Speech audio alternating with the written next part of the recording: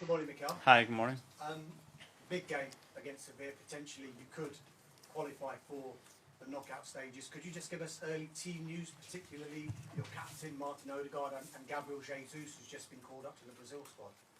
Yeah, Gabi won't be fit. With Martin, is still uncertain. The rest, no news so far.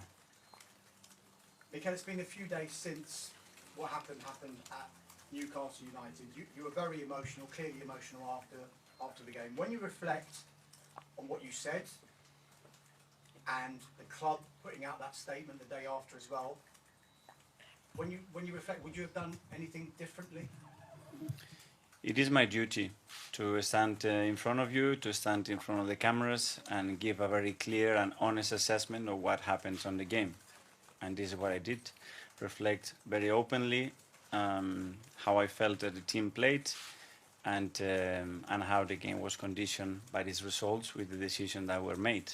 And it's the duty. My duty is to be defending my players, supporting my players, supporting my club, defending my people in the best possible way. And this is what I'm going to do time after time. And I do it not the way I feel, with the evidence and being as clear as possible. And I always do it. When we play, really need to say that. When we have lost, to take my responsibility, the first one me, to do it. And it's the way that I am, and I have to defend my club.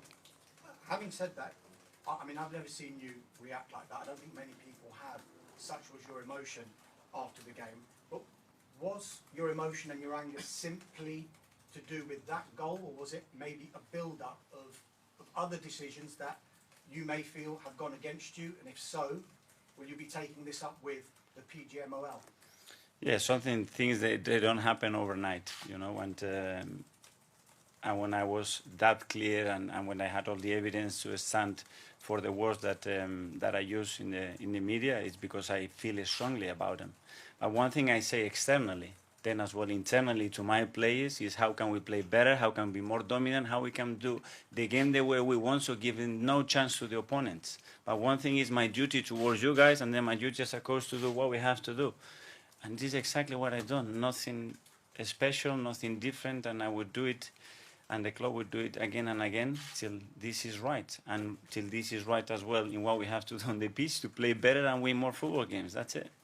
Just a final one from me, Mikel, just specifically on that goal, because you were asked in the post-match interview and in the news conference about why you think it was disallowed, and you said there was a series of events. There are 3 VAR checks. Can you give us a little bit more clarity now, having reflected in the last few days, why you think that goal should have been disallowed? Was there one particular incident? Now we talk about Seville and the beautiful game that we have to play tomorrow. Thank you. Thank you. Go on to Ian from TalkSport. Talking about the Seville game tomorrow, how important is it that you get a win and you get through as quickly as possible with games to spare so you can maybe rest people? The moment you have a chance in football to put it to bed, do it. We're going to have to do a lot of things right tomorrow and then the right to win it against a really good team with enormous experience in this competition. And we have to prove it tomorrow in front of our people, how excited we are to play that game and what it means for us. I don't know if you saw last night's game, the Spurs. Yes. Chelsea. Afterwards, Postecoglou said that referees, their decision used to be is final. When he grew up, that was what he was taught. The referee's decision is final. And you said about a month ago that mistakes happen. We need to understand that mistakes happen. What is your relation to that statement you made a month ago after what happened on Saturday? I stand for the same words, that mistakes are part of football in any other way, and we are here to constructively improve the game in everything that we can. And this is what we have been doing. As a club, me individually with my duty as a manager in the managers meeting to give our opinion, our voices, and to raise it in the most constructive ways to get a better game. That's all. That's the only thing that we are looking, I think, collectively to achieve everybody. That's it. We've spoken at press conferences on Fridays about your passion on the touchline. You were mentioning a couple of weeks ago, you've already got 3 yellow cards and 2 more and you end up getting a suspension. In terms of that, how does this help your control of your behaviour on the sidelines when you know that, or you understand that sometimes there'll be a VAR check that goes against you? That is the answer. Your colleague just mentioned how emotional I was after the game and how I acted on the touchline. I didn't get a yellow, I didn't get a warning from the referee, So I stay focused on the game, trying to affect the game in the best possible way for my players. That's it. Thanks, Ian. We'll go to Aralas from TV2 Norway. Mikael, Martin has just been called up for Norway, who played two, what do you say, games that don't really count for them. What would be your message to the Norway manager regarding his situation, injury situation with Gers? Nothing. Martin loves to play for his country, and every time that he's been called up and he was fit, he's been there, and he will be there if that's the case. And he played 10 minutes against West Ham, so some people were a bit surprised with the timing because you were 3-0 down and then he didn't play in the weekend. What was the thinking behind that? Yeah, but nothing. Is no relation with what he had and what happened the day before the game against Newcastle. There are two different topics and things. Okay, we'll go to Alex from the BBC. Hi, Mikael. Hi. With what happened at the weekend, can you use it to galvanise the players going into the game tomorrow night? What's the feeling in the group? Yes, especially the performance of the team and watching back the two games that we played last year when we won 0-2 and the one that we lost 1-0, we were much better 3 days ago than a year ago, but much better. We deserve much more than in that game. But this is the beauty of this game. So we have to build a lot of things that we did right against Newcastle, improve certain things, especially in the final third, to be more a threat. But for the rest, the way the team played, the way it competed, it was extraordinary. And can I just ask you, what have you made of the reaction to the club's statement since it's come out? People like Gary Neville said it's dangerous for the club to release a statement like that. Again, we have a duty to express how we feel with all the evidence that we have and the history of what happened. And I think we have to really stand for our people, our values, and who we are. And when the club is done it, it's done it in very specific moment for the right reasons, and it shows as well the unity and the understanding that there is within the club to position ourselves in a really clear and honest way. And I think that's our duty as a club. Mark from the Press Association. Mikael, just on that, obviously you weren't the first, you definitely won't be the last manager to criticise a referee's performance after a game. But Thank you. when the club's been made the statement, Yeah. does that not sometimes, especially a club the size of Arsenal, does it not sometimes legitimise that small minority that believe that they can abuse referees because of their performances?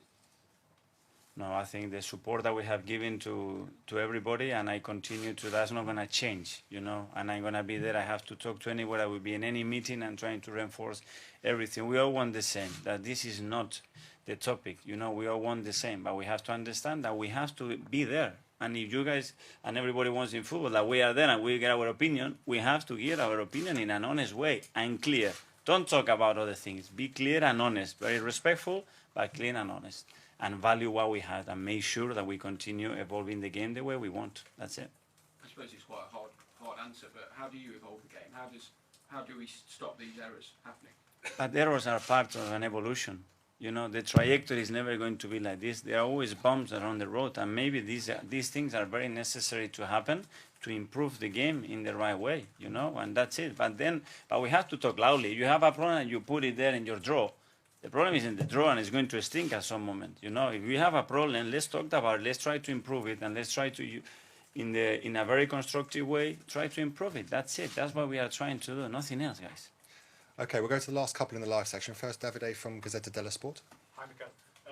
I was wondering if you're happy with the way you guys have been playing in Europe this season, considering how long you have not been in Champions League and how much you put emphasis on Champions League.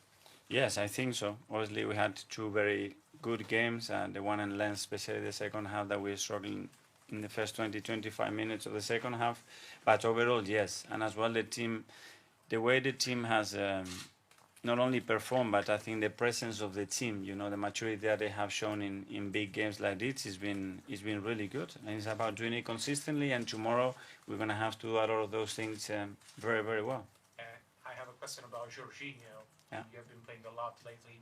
What did you see from him, and why it's been so important for you guys?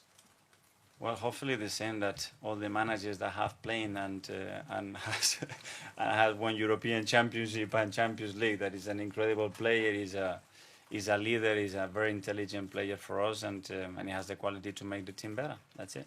Okay, finally the live section with Art from The Athletic. Hi, Mikael. So Hi. just on the referee stuff, I was wondering, when everyone has the same, I guess, objective to evolve the game, does that kind of get undermined sometimes by the discussion being messed up with tribalism? People only feeling that they should speak when it goes against them, for instance.